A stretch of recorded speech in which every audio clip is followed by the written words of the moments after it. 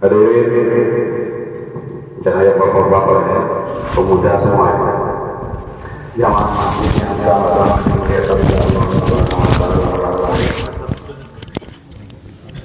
Jadi kita ini adalah hamba.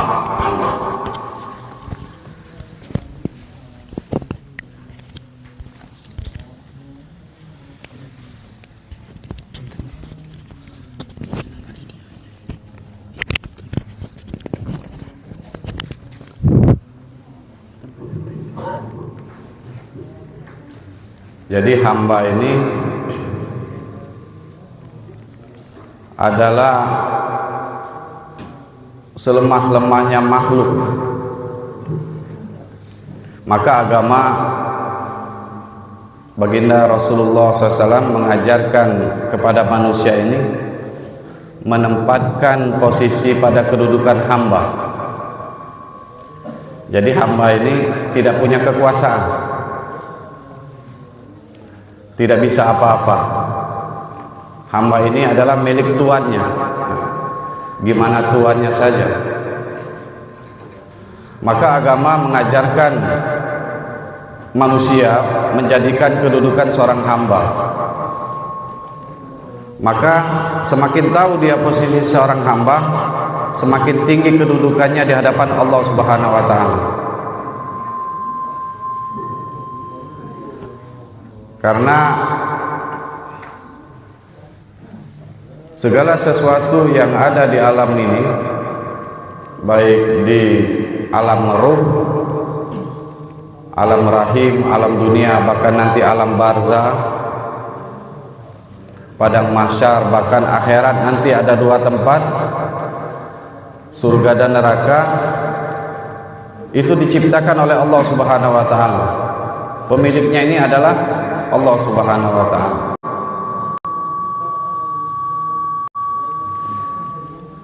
Enak kan? Ya, Pak.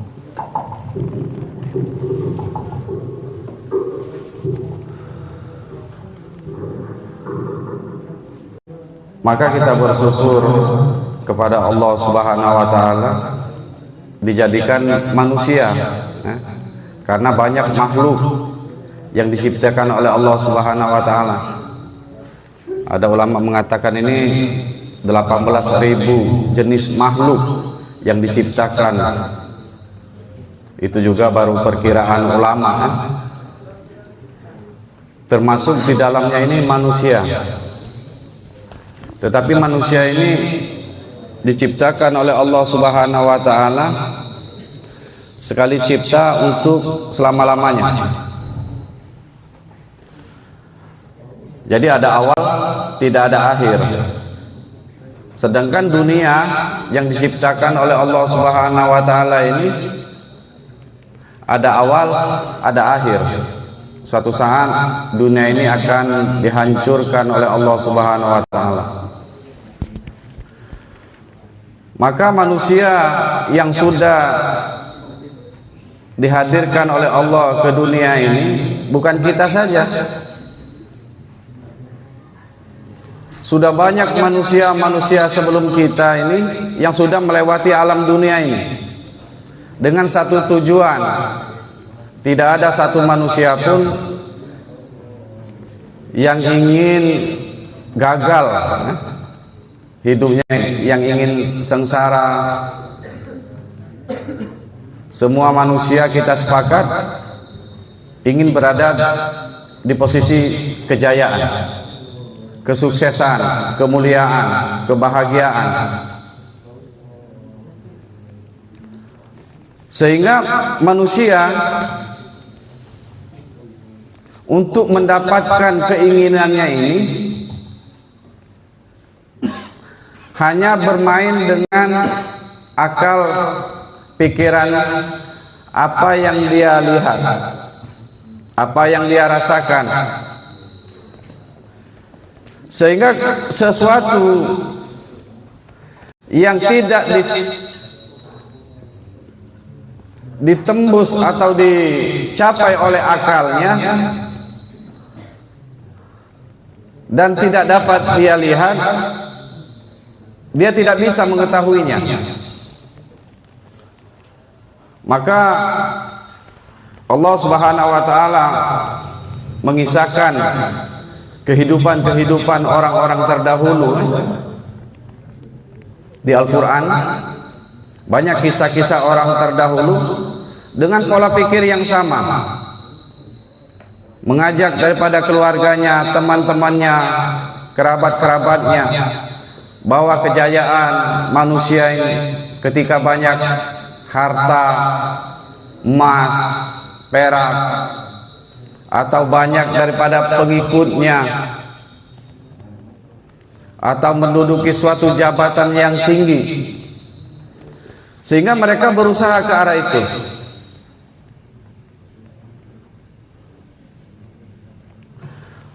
Maka Allah Subhanahu wa taala mengutus para nabi bahwa kejayaan manusia bukan di dalam posisi itu.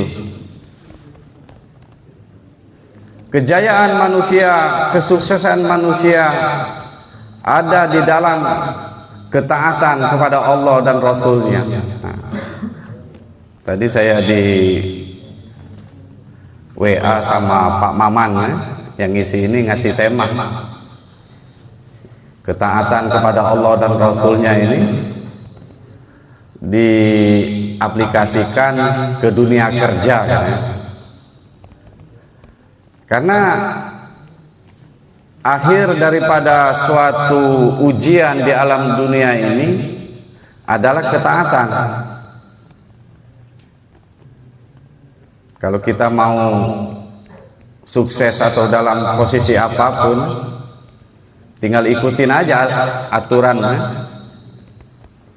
Karena seperti ahli-ahli dunia menciptakan suatu produk, itu ada buku panduan.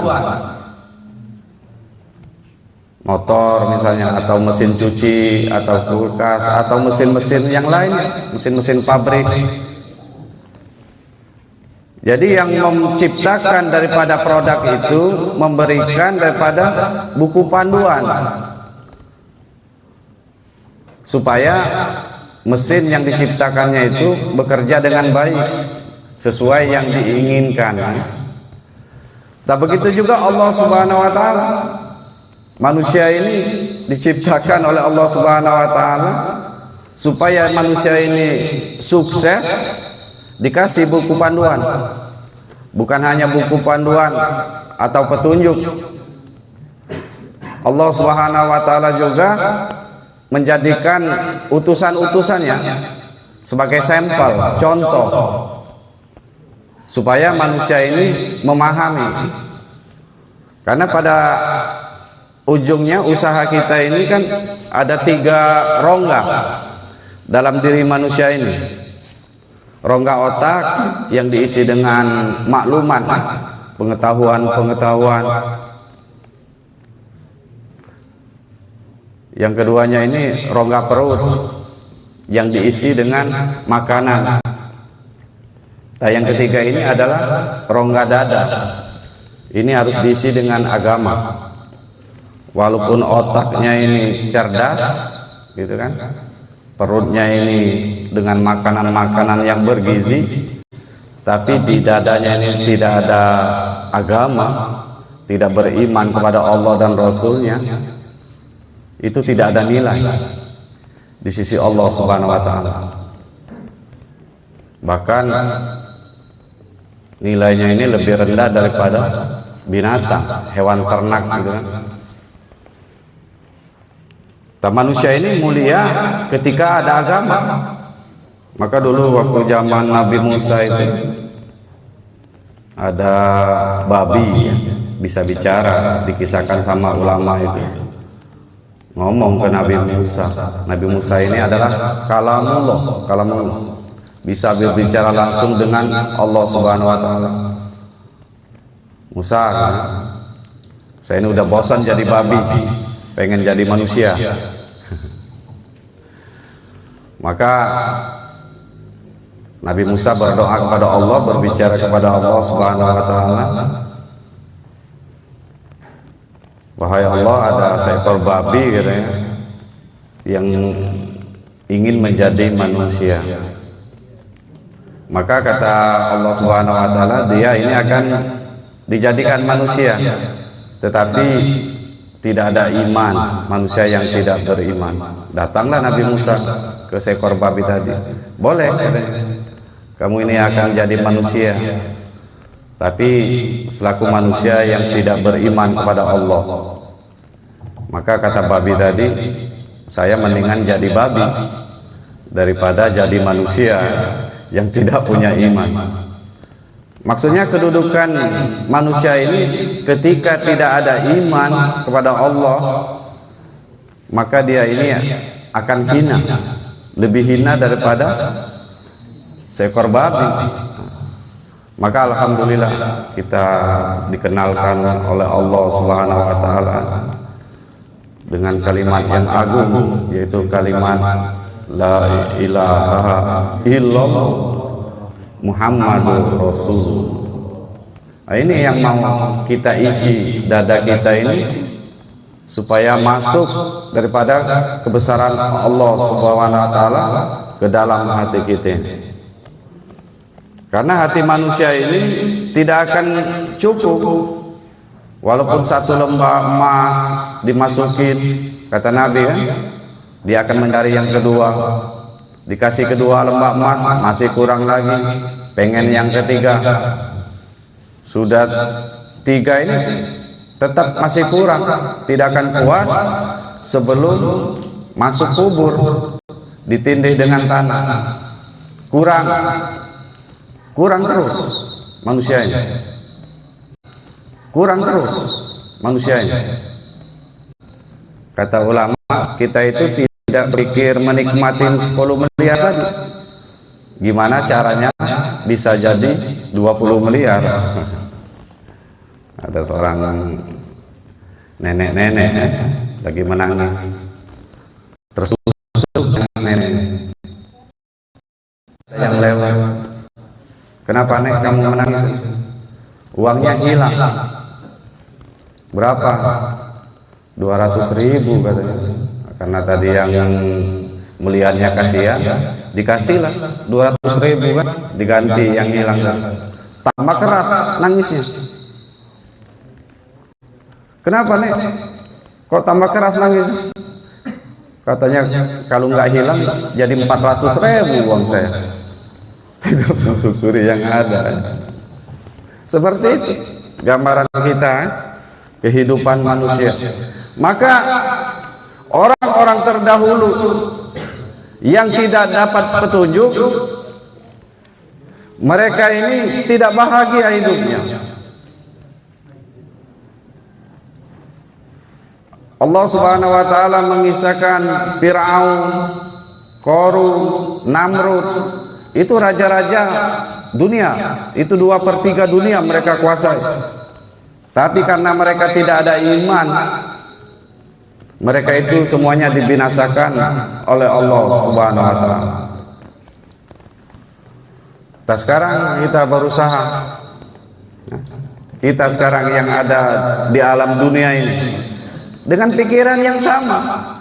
Seandainya saya punya ini, saya punya itu, seandainya pengikut saya banyak, masa saya banyak, seandainya saya jabatan di sini. Lamun bahasa Sunda mah pasangka-sangka, nya. Pasangka-sangka sigana masih eta ngeunah gitu. Ini ada yang nggak bisa bahasa Sunda ya. Seandainya saya seperti dia gitu kan. Begitu juga kesusah, paboga-boga, pada punya masalah hidup ini, bujangan masalah, belum punya kerja masalah, nanti sudah kerja masalah juga, nggak ada uang masalah, punya uang juga masalah, belum punya istri masalah ya, nanti punya anak masalah, nggak punya anak masalah. Dunia ini tempat masalah emang. Hanya Allah Subhanahu wa taala yang bisa menyelesaikan seluruh masalah-masalah manusia. Maka ada istilah di Jakarta metropolitan di dalam gubuk derita, seakan-akan di dalam gubuk menderita. Itu kayak yang benar, padahal menderita itu akibat dosa, akibat bermaksiat kepada Allah Subhanahu wa taala. Nabi Ibrahim di dalam kobaran api 40 hari 40 malam. Stadion ini, ada yang pernah ngelihat stadion yang dibakar Nabi Ibrahim alaihissalam itu? Nonton biasalah, kayak nonton bola gitu kan, dibikin itu dibakar. Tetapi karena dia ini hubungannya benar dengan Allah Subhanahu wa taala, Allah bahagiakan di dalam api. Bahkan makanan dari surga diturunkan oleh Allah Subhanahu wa taala.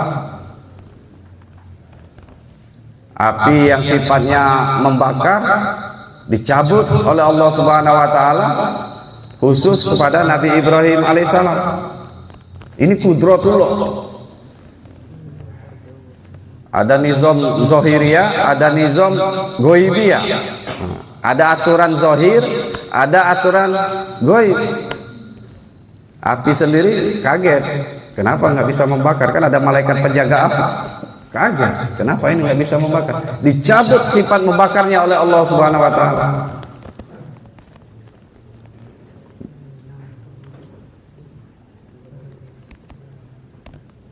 Ustaz bacakan ayat, ya nar salamun ala Ibrahim.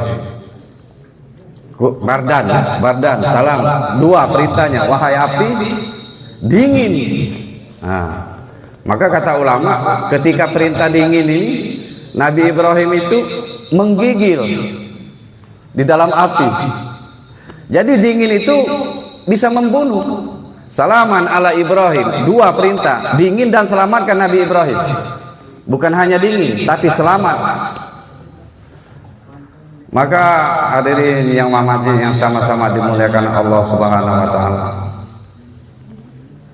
Ending akhir daripada suatu perjalanan alam dunia ini, sejauh mana kita ini mentaati daripada perintah Allah Subhanahu wa taala. Jadi ujiannya ini ujian ketaatannya. Jadi ada ujian ketaatan karena kita ini disibukkan tadi kan dengan kerja-kerja dunia, usaha mencari daripada rezeki yang sudah diberikan oleh Allah Subhanahu wa taala. Tapi di samping itu kita juga diusahakan untuk menyiapkan bekal perjalanan yang jauh yang tidak akan kembali lagi. Jadi kita di dunia ini penentu sukses dan gagalnya manusia ini untuk alam-alam berikutnya ini di dunia ini. Kalau kita gagal selama-lamanya, ini konsekuensi. Kita sudah dijadikan manusia oleh Allah, konsekuensinya.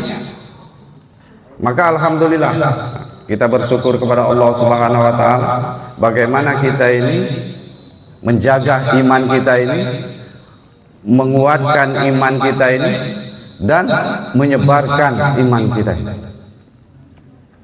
Maka dulu baginda Rasulullah SAW ini ketika melihat manusia Yahudi, orang Yahudi bawa iman, sedih karena tidak ada harapan lagi. Tidak ada harapan lagi, akan susah selama-lamanya. Karena di akhirat cuma dua saja. Kalau nggak di surga, pasti dia di neraka. Kalau di dunia ini campur aduknya. Sesenang-senangnya manusia ini pasti ada susahnya. Susah-susahnya juga pasti ada senangnya. Tapi bagaimana supaya kita ini sukses gitu kan? Dalam pandangan Allah Subhanahu wa taala, ikutin petunjuk hudalin nas, Al-Qur'an ini, hudalil muttaqin. Dan baginda Rasulullah SAW ini adalah contoh supaya manusia ini bisa mengamalkan agama ini harus melihat contoh. Maka agama ini duplikasi aja, sistemnya mencontoh, menduplikat, bukan inovasi ya. Jadi agama ini tinggal mencontoh saja. Maka hadirin yang sama-sama dimuliakan oleh Allah Subhanahu wa taala. Jadi ketaatan wa may yutillahu wa rasulah faqad faz fauzan azim. Jadi kalau kita ini cinta kepada Allah, mentaati Allah, ikutilah baginda Rasulullah sallallahu alaihi wasallam. Satu-satunya jalan satu-satunya kalau kita mau sukses, ya tinggal pilih, hanya mengikuti jalan baginda Rasulullah sallallahu alaihi wasallam. Qul in kuntum tuhibbunallah fattabi'uni yuhibbukumullah wa yaghfir lakum dzunubakum wa may yutillaha wa rasulah faqad faz fauzan azim. Kalau kalian benar-benar mencintai Allah, ikutinlah aku, kata Nabi, sehingga Allah akan mencintaimu. Maka tadi kulun ummati yadkhuluna jannah ila man aba. Faqal man yaba ya Rasulullah wa man ata'ani dakhala jannah wa man asani faqad aba. Sesungguhnya seluruh umatku akan masuk surga kecuali yang enggan. Nah, ada yang enggan Pak masuk surga. Sehingga para sahabat heran, man yaba ya Rasulullah, siapa yang enggan? Maka Rasulullah SAW sabdakan, waman ata'ani dakhalal jannah waman asani faqad aba. Barang siapa yang taat kepadaku, sesungguhnya dia akan masuk surga. Dan barang siapa yang tidak taat kepadaku, sesungguhnya merekalah yang enggan. Jadi hadirin, orang yang dekat dengan Allah pasti cara Nabi. Ada ciri sunnah, ada ciri sunnah, siro, suro, sariro. Jadi suro itu potretnya Rasulullah, zohirnya dari mulai ujung kaki sampai ujung rambut. Siro itu perjalanannya Rasulullah, cara hidup Rasulullah. Sariro itu kerisauan. Ada 18.000 jenis sunnah kata ulama. Walaupun kita ini belum bisa mengamalkan semuanya, jangan ditinggalkan semuanya. Termasuk cara makan, duduk dengan tangan kanan, makan dan minumlah dengan tangan kanan. Karena setan makan minum dengan tangan kiri. Ini masalah makan urusnya surga dengan neraka ini. Sepele, wah nggak ada yang sepele. Musuh kita ini setan. Makan berdiri, tangan kiri, diikuti. Kemana larinya kita? Agama ini pemisahnya sunnah, cara Nabi. Maka 3 pemurtadan yang dilakukan oleh orang-orang yang tidak suka dengan Islam. Pertama, zihin, murtada, pemikiran. Sunnah sudah menjadi asing. Agama ini diawali dengan asing kata Nabi, dan akan kembali asing. Beruntunglah orang-orang yang dianggap asing. Para sahabat bertanya, siapa itu ya Rasulullah? Mereka yang menghidupkan sunnahku tak kala umatku meninggalkannya.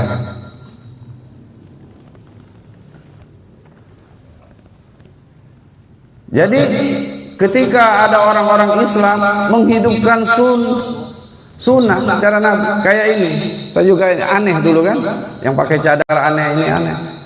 Ini kalau pakai imamah itu 70 kali pahalanya. Ada yang siwak 70 kali pahalanya. Ada, subhanallah gitu. Barang siapa yang menghidupkan sunnahku dikala rusaknya umatku, dia akan mendapatkan 100 orang mati syahid. Ada yang mengatakan hadis itu 1 orang mati syahid. Barang siapa yang menghidupkan sunnahku, man ahya sunnati faqad ahabani wa man ahabani kana ma'il jannah. Barang siapa yang menghidupkan sunnahku, sesungguhnya dia cinta padaku, dan barang siapa yang cinta padaku akan bersamaku dalam surga. Nah, sekarang ini orang Islam ini aneh. Silaturahmi karena Allah, majelis seperti ini biasa dulu sahabat, di bawah pohon kurma melingkar setengah lingkaran, ada yang bicara kebesaran Allah. Karena ini jarang dibuat, jadi aneh. Nah, kita mau menghidupkan lagi ya, supaya kita ini mendapat ganjaran minimal 1 orang mati syahid. Dulu sahabat sampai keluar ususnya, potong lehernya untuk mati syahid. Kita di akhir zaman tinggal menghidupkan sunnah saja. Yang kedua, pemurtadan muasyarah, cara hidup. Kita kan jamaah hurud ya, sering keliling-keliling. Dulu ada jamaah Arab datang ke Indonesia, ke kampung-kampung. Ya, ulama sama ulama ya, ngelihat orang Indonesia ya, sudah masuk sudah masuk bandara, sudah nggak jelas ya, mana orang Islam mana non Islam, udah sama pakaiannya. Kita cara hidup kita. Maka orang-orang Yahudi Nasrani tidak akan rela. Ini Allah firmankan, mereka tidak akan rela sebelum kalian mengikuti cara hidup mereka. Jika kalian masuk ke lubang biawak, masuk kalian. Para sahabat bertanya, siapa mereka ya Rasulullah? Yahudi Nasrani? Siapa lagi? Cara hidup, standing party, hebat. Saya di kantor itu kan, saya di organisasi Angkatan Darat. Gedung itu suka dipakai, sedih saya ngeliatnya. Sewa gedung aja itu 10 juta untuk pernikahan. Belum catering, belum hiasan untuk nikah. Kadang-kadang biaya yang dibuang saja itu hampir 30-40 juta. Cara hidup, pemurtadan, cara berpikir. Mas kawinnya seperangkat alat sholat. Seharusnya yang ditinggalkan mas kawin. Subhanallah. Ini tidak mudah untuk merubah mindset yang sudah lama. Lamun enggak kayak gitu, enggak seperti orang. Karena orang Yahudi ingin menguasai dunia, orang Nasrani menghiasi dunia. Maka tuan-tuan yang sama-sama dimuliakan Allah Subhanahu wa taala, emang tidak langsung ke akidah, Pak. Ulama menafsirkan itu seperti buah yang dirusaknya itu tidak langsung biji, kulitnya, dagingnya, endingnya tetap akidah, pemurtadan akidah. Di luar negeri sekarang ini, Perancis, Amerika, Eropa itu berbondong-bondong masuk Islam.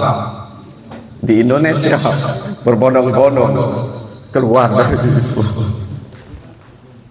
Nggak kerasa gitu. Kalau kita bergerak merasakan bagaimana pemurtadannya, target mereka untuk menghancurkan Islam.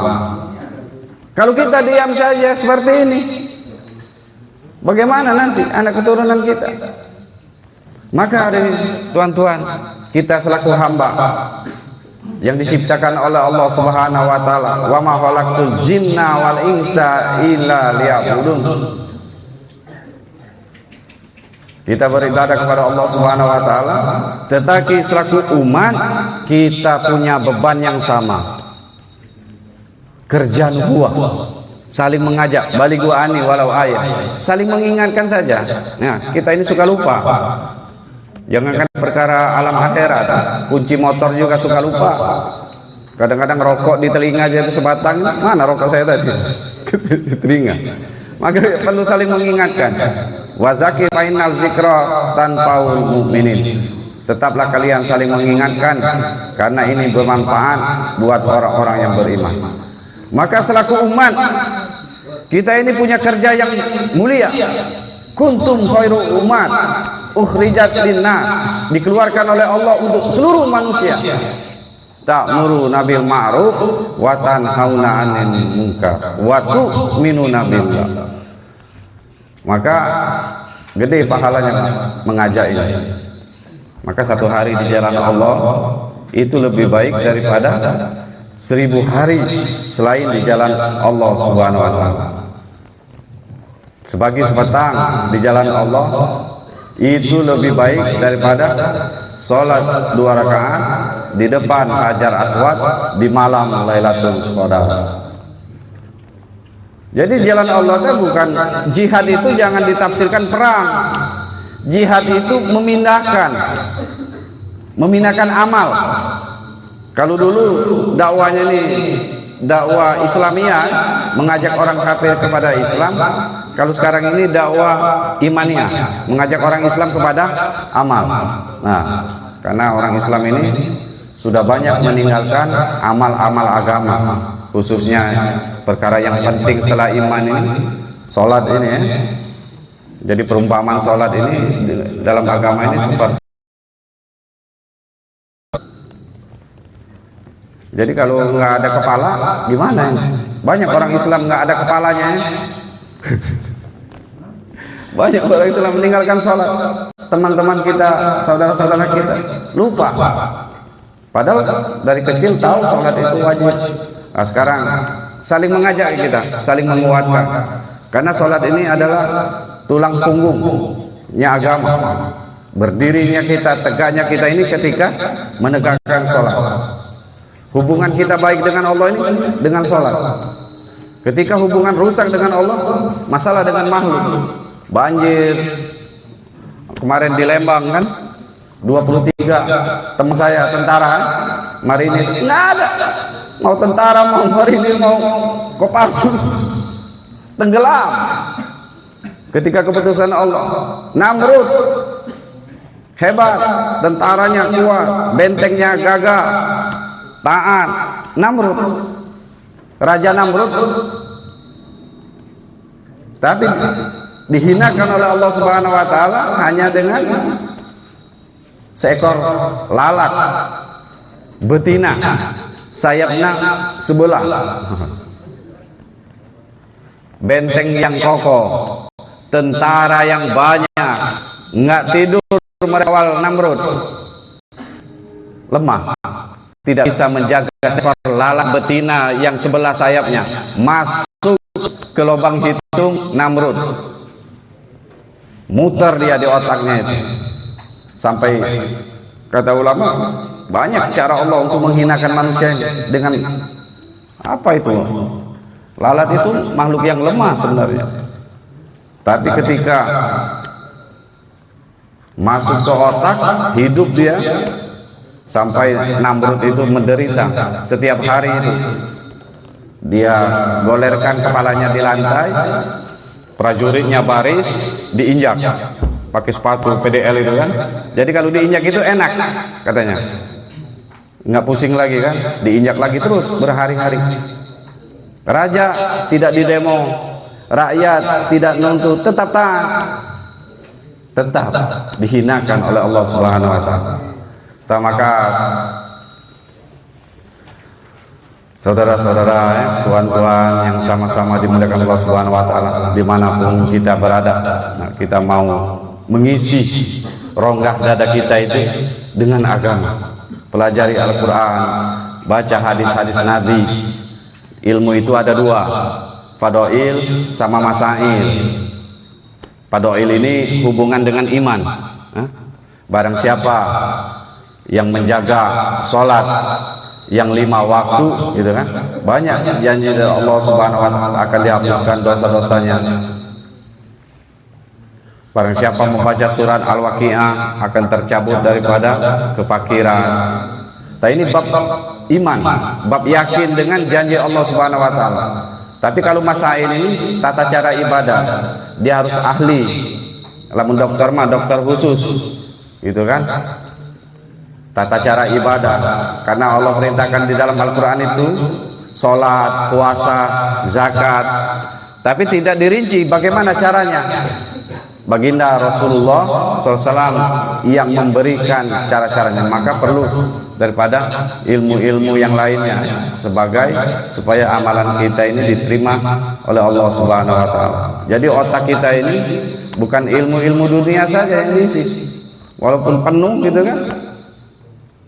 Perut kita ini penuh, ini kosong, tetap aja gersang. Banyak orang-orang bingung, mau kemana tujuan hidup ini ya?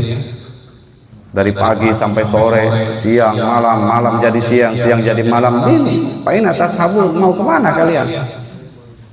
Ke sana, ke sini, mau kemana? Ujung-ujungnya kita ini nunggu mati saja.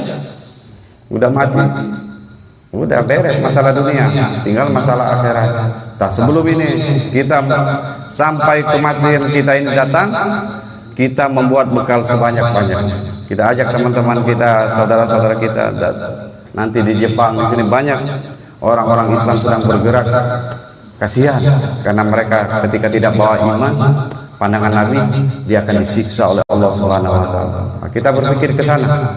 Bagaimana diri kita, saudara kita, teman-teman kita ini selamat dari azabnya Allah Subhanahu wa Ta'ala. Gimana caranya? Ikutin cara hidup baginda Rasulullah Sallallahu Alaihi Wasallam. Kalau ada yang baik itu datang dari Allah Subhanahu wa Ta'ala. Kalau ada yang salah, mohon dimaafkan. Kita sama-sama belajar. Boleh jadi yang mendengar itu lebih paham daripada yang bicara. Bukan yang bicara lebih hebat. Dalam agama itu tidak ada. Saling saja, saling mengingatkan, saling memberitahu supaya kita ini sama-sama untuk mentaati daripada perintah Allah Subhanahu wa Ta'ala. Subhanallah wa bihamdihi, subhanakallahumma lika asyhadu an la ilaha illa anta astaghfiruka. Assalamualaikum warahmatullahi wabarakatuh.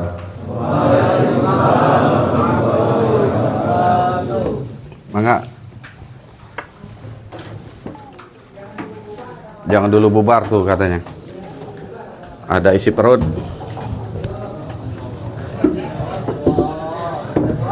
Kalau nggak diisi perut lapar kan? Kalau lapar harus diisi. Kalau rohani keras namun diisi. Jangan dulu bubar tuh. Ayo gorengan.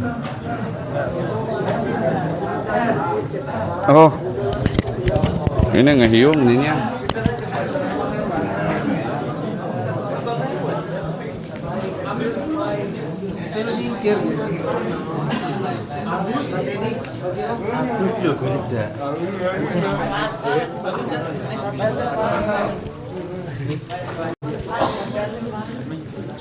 Itu bawa mangkuk itu bagi.